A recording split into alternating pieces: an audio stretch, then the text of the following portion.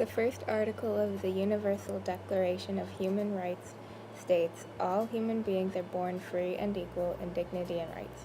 They are endowed with reason and conscience and should act towards one another in a spirit of brotherhood." John Lewis, a most courageous man, played a key role in the civil rights movement. He has been called by Roll Call magazine a genuine American hero and moral leader who commands widespread respect in the chamber.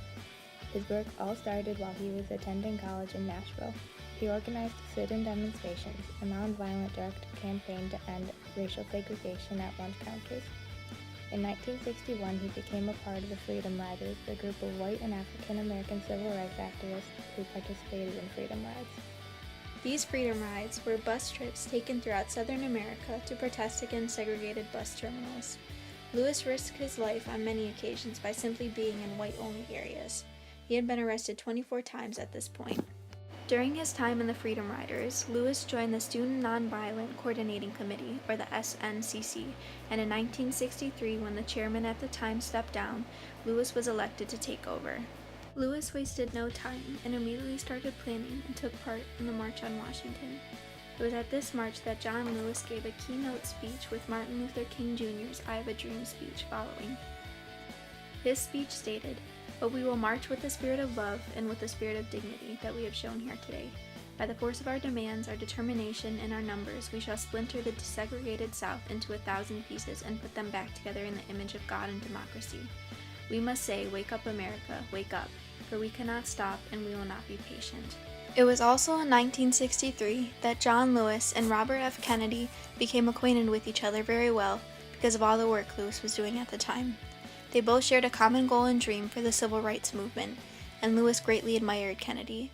Lewis stated in an interview some years later that Kennedy was just a wonderful human being, a wonderful man, and that he had this great sense of passion.